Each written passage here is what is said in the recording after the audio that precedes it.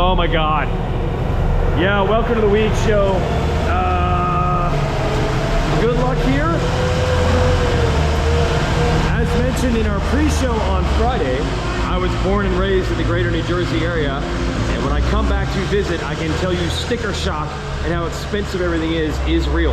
Everything costs more in the Garden State or the tri-state area, New York, the Philadelphia part of Pennsylvania, or here in New Jersey. Well, the bills just went up big time when you've got to clean out what we like to call Giant Stadium or MetLife Stadium these days, because the amount of dirt they brought in here, it didn't weigh as much as it does now that the rain came. And I'm gonna take an L on this one. You know how I like to say, don't look at the weather report on Tuesday and predict a Supercross mud race on Saturday. Well, the weather report on Tuesday said watch out, and I didn't watch out. I literally didn't even look at that weather report. I just had people tweeting me about it, and I said it's not gonna be a problem, it's gonna be fine, to the point where I thought it's springtime, don't even bring a jacket. So shout out to you, Dan Hubbard of Race Day Live. I have your jacket, if you're wondering. We had a delay in the program tonight. We were here extra late. I told Dan I would beat him in the press conference. I think Dan and everybody else is long gone by then. So Dan, I'll bring your jacket to Nashville. It bailed me out, but it's a little bit muddy. Oh yeah, it's a little bit muddy. So I've been coming to these races since 2001, 2002. Been to a lot of races. Very rarely do I see a race get delayed. As a matter of fact, in Supercross, I don't remember this ever happening. Shu, have you ever seen a race delayed? Have you seen a race delayed ever? Never. Never. Ever in 17 years. There it is. There it is. That's my man Shu. When you watch the podium interviews at Supercross, Shu's camera on the podium doesn't remember it happening. It never happens. So my bad, everybody, my bad. When I say things don't get delayed, when I say you can look at the weather forecast on a Tuesday, it doesn't mean we're gonna have a mud race on a Saturday. Sometimes it happens. But it's okay, because I think two things happened when it finally did dump. First of all, we delayed because of lightning, not rain. You know the race in the rain and mud, as proven tonight, no problem. Oh wait, we got pizza over here in the, we got pizza over here? We got pizza over here. All right, we'll be back. I was only coming here to pick up my dress shirts. I was only coming over here to pick up dress shirts that I got to bring home, but there's pizza, so I'll be back. Oh.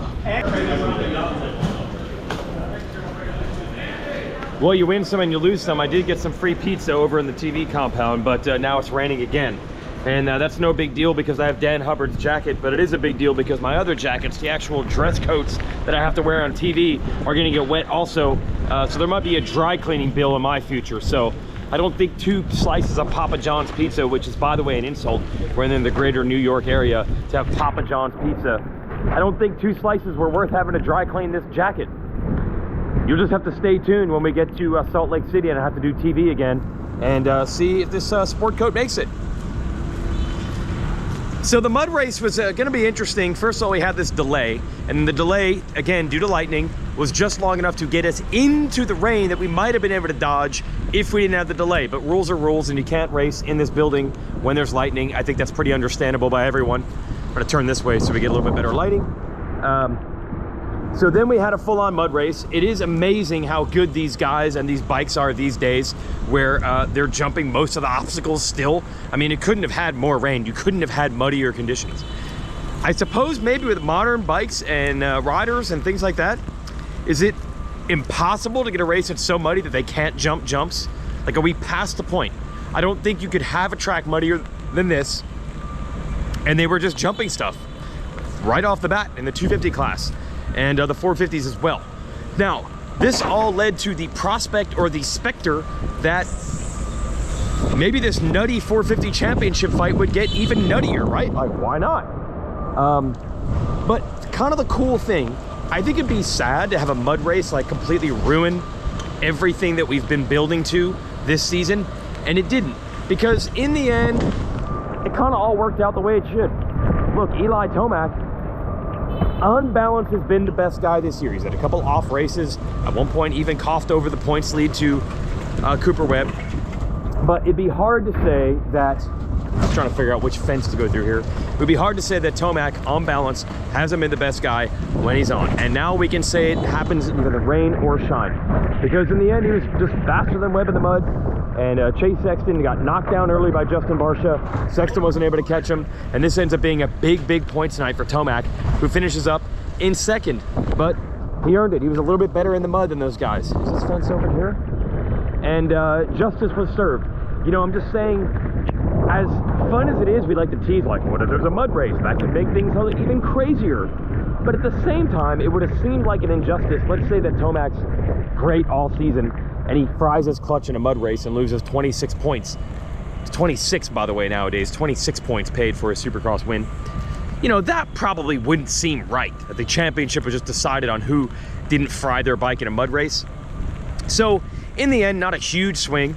Tomac did score more points than Sexton and Webb, so that's going to make life a little easier on him in the next 3 weekends.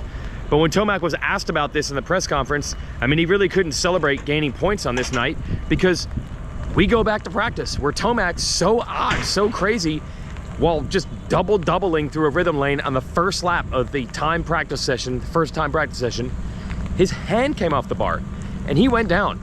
Now, he said he got a huge Charlie horse, got hit in the leg with the bar. He's gonna be fine going forward. Said for about 30 minutes there, it was pretty painful, a little scary, but nothing got twisted or stretched, no ligament damage or anything like that. But, wow. I mean, it looked like it had fallen into Cooper Webb's lap right there, because Tomac didn't do any more laps in that session.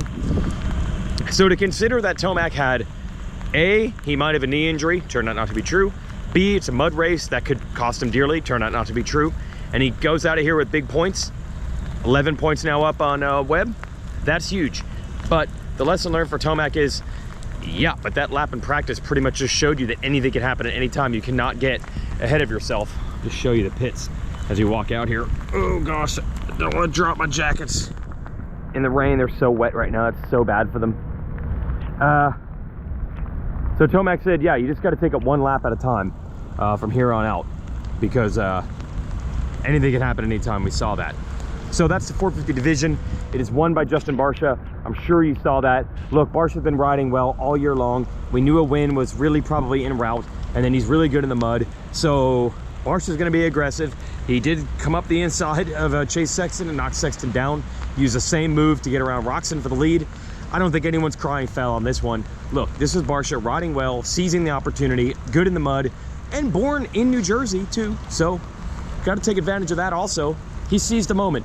Great for Justin Barcia to get the win, and shout out to the durability of the Troy Lee Designs Red Bull gas. Not only did it get him to the finish, Barcia said he just laid off the clutch once he had about a 16-second lead, but the bike had enough in it for him to do a giant burnout, dig the bike into the ground, and it would hold itself up so Barcia could celebrate in front of these fans after the checkered flag. It's pretty cool. And Tomac really got his groove late in the race, rode excellent in the mud, actually passed Roczen. Roczen went down. Roczen was able to keep the bike running, and also had to do all he could in the press conference to not say I was very worried about stalling my bike because it is a kickstart. Roczen held on for third. Sexton, what might have been, if he doesn't get knocked down by Barcia, who knows? Maybe he makes up more points on Tomac. But that's the position he put himself in, right? He had zero margin for error, so that's a bummer for him. He finishes fourth, and Webb fifth. And then Privateer battles all over the place. Benny Bloss was running fourth at one point early in the race. Had to pull over for goggles. I saw Justin Hill and Freddie Noren battling for 9th place on the last lap in the mud, still fighting, still going as fast as they could. It's really cool stuff. But the final piece, of course, we have to talk about is Max Anstie and his team owner, Yuriv Konski. They are winners of Supercross. They have won a Supercross race. And obviously in these conditions, Max is going to be great coming out of England. But we know the start is the most important part of mud races, and he pulled one.